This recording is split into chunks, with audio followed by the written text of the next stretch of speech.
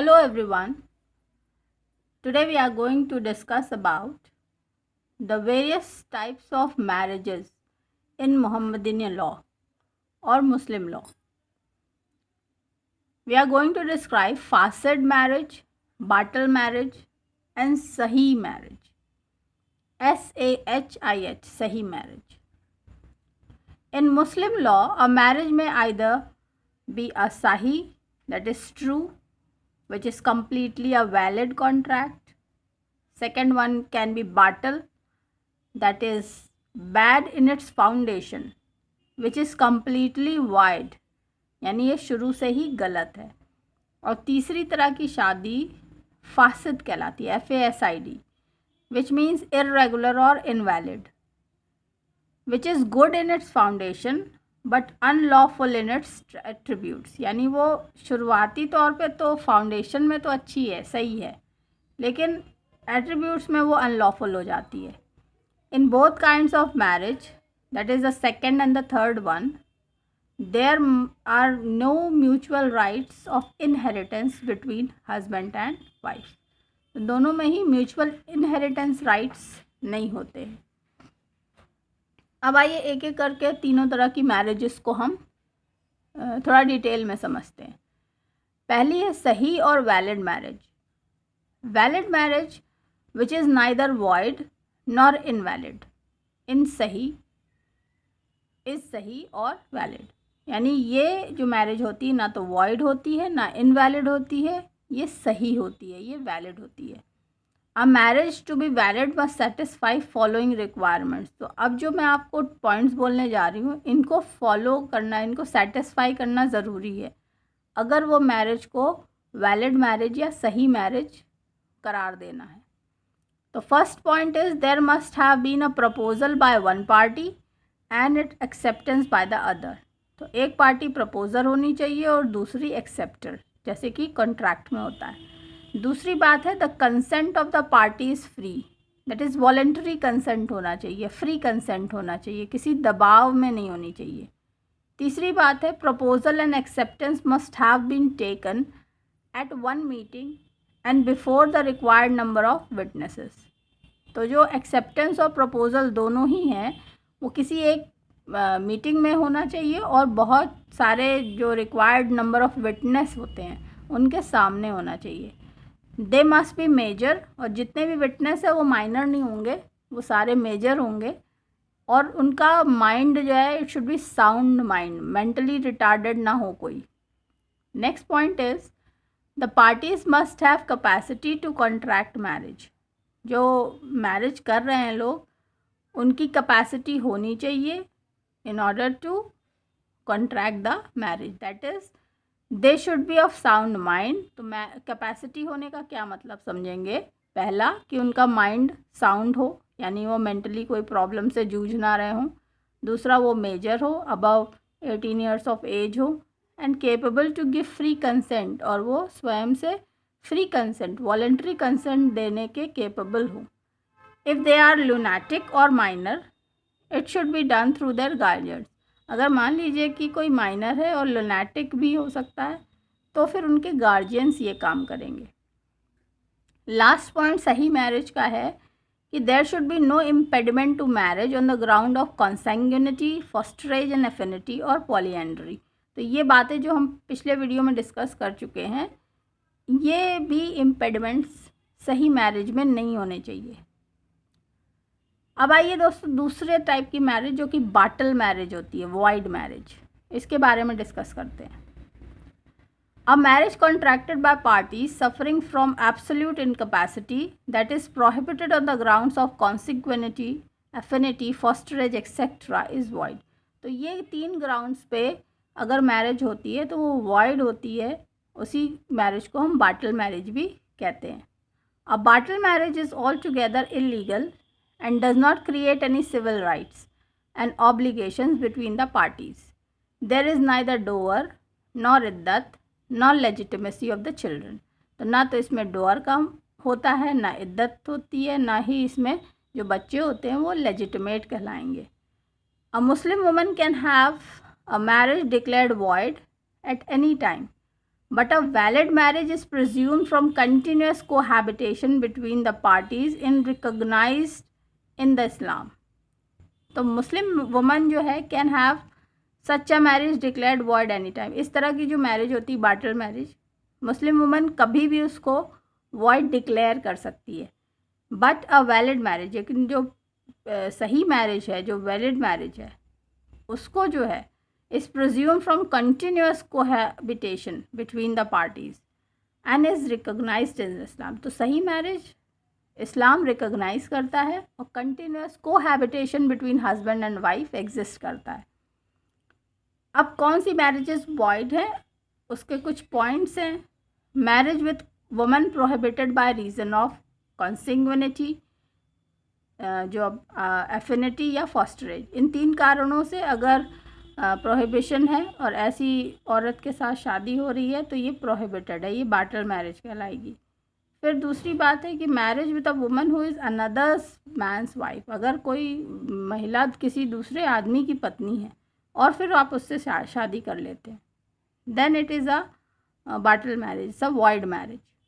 तीसरी बात, marriage brought about by force और फ्रॉड, ज़बरदस्ती अगर शादी की गई है तो वो भी बाटल है। चौथी बात, marriage contracted by diseased man who dies before consummation of the marriage by that illness, अगर कोई बीमार आदमी की शादी हुई है और कंज्यूमेशन ऑफ द मैरिज नहीं हुआ है और वो मर जाता है तो भी वो मैरिज वॉइड होगी, बाटल होगी। And the last one is in case of person who marriage 2 sisters of the और 5 वुमेन, ऐसा व्यक्ति जो 2 बहनों से शादी कर ले या 5 औरतों से by one contract, when it is impossible to know which marriage was contracted first, all the marriages would be void. तो अगर ये नहीं पता लगा पा रहे हैं कि कौन सी मैरिज पहले हुई तो फिर सारी ही मैरिजेस वॉइड हो जाती हैं, बाटल हो जाती हैं। In case of priority of the one is known, the prior marriage would be valid and the others would be void.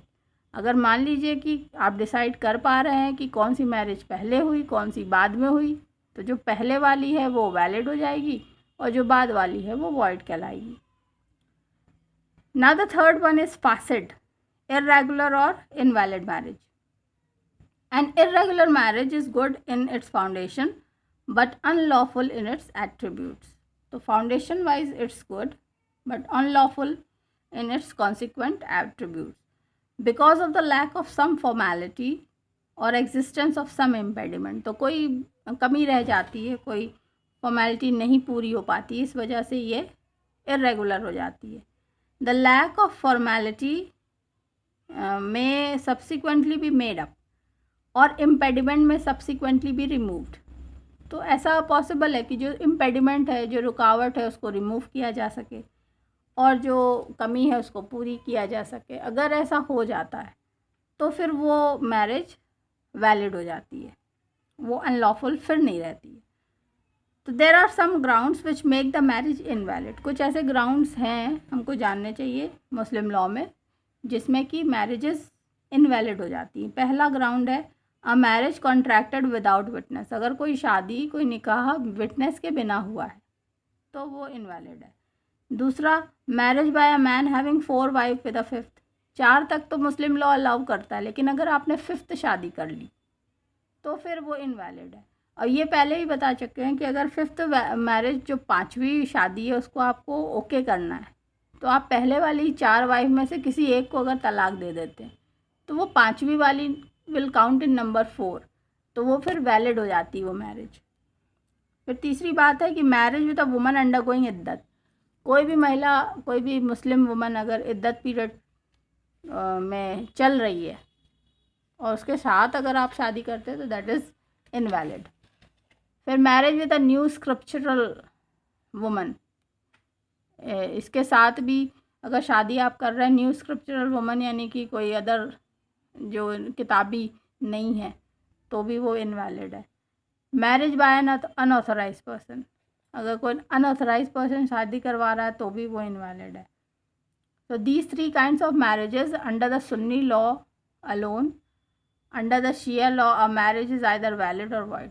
तो ये 3 तरह की जो मैरिजेज है, फासिड, बाटल और सही, ये सुन्नी लॉ के अंदर डिवीज़न है। शिया लॉ के अंदर मैरिज या तो वैलिड है या वॉइड है। Marriage that are invalid under Sunni law are void according to Shia law. तो ये इम्पॉर्टेंट है कि जो सुन्नी लॉ कहता है कि मैरिज इनवैलिड है, जो कि फासिड कहलाती हैं, वो आपकी जो है वॉइड मैरिजेस कहलाएंगी in the Shia law. The consequences of an irregular और invalid marriage may be studied from 2 different angles, before consummation and after consummation. तो जो इनवैलिड मैरिजेस हैं, फासिड मैरिजेस हैं, उनको आप 2 तरीके से स्टडी कर सकते हैं, which can be divided into 2 part, that is before consummation of the marriage and after consummation of the marriage. Before consummation में like a void marriage, it has no legal effect, wife is not entitled to dower or to observe iddat। तो before consummation में वो void marriage की तरह ही है और कोई उसका लीगल इफ़ेक्ट नहीं होता है, वाइफ को बिल्कुल एंटाइटल्ड नहीं है कि डोवर के लिए या फिर इद्दत पीरियड वो ऑब्ज़र्व करे। आफ्टर कंज्यूमेशन वाला जो केस है उसमें वाइफ हैज़ टू ऑब्ज़र्व इद्दत after divorce, but the duration of the इद्दत both on death and divorce is 3 months. तो 3 महीने का इद्दत पीरियड, चाहे डेथ हो जाए चाहे डिवोर्स हो जाए, उसमें उसको ऑब्जर्व करना है। She is entitled to get specific और customary dower which is less. तो स्पेसिफिक या तो स्पेसिफाइड होगा या कस्टमरी डोवर जो होता है वो दोनों में से जो कम होगा उसके लिए एंटाइटलमेंट उसको होता है वाइफ को। She is not entitled to maintenance during इद्दत। इद्दत के पीरियड के समय उसको कोई भी मेंटेनेंस नहीं मिलता है। The children of such a marriage are legitimate. ये ज़रूर है कि जो बच्चे हुए हैं इस शादी से वो लेजिटिमेट है। बट एन इर्रेगुलर मैरिज दो consummated does not create mutual right of inheritance between husband and wife. तो इर्रेगुलर मैरिज कंज्यूमेट हो जाने के बाद भी mutual rights of inheritance husband और वाइफ के बीच में क्रिएट नहीं होता। सच marriage may be terminated by single declaration of तलाक। तो इस तरह की मैरिजेस अगर एक बार आपने तलाक डिक्लेयर कर दिया तो भी वो टर्मिनेट हो जाती, ख़त्म हो जाती।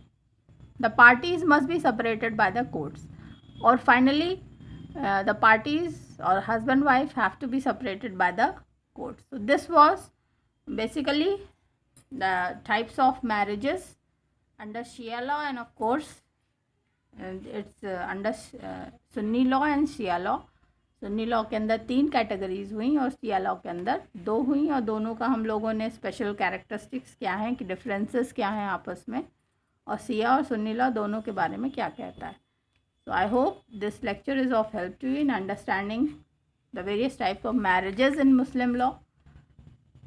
Keep learning, stay blessed. Bye bye for now.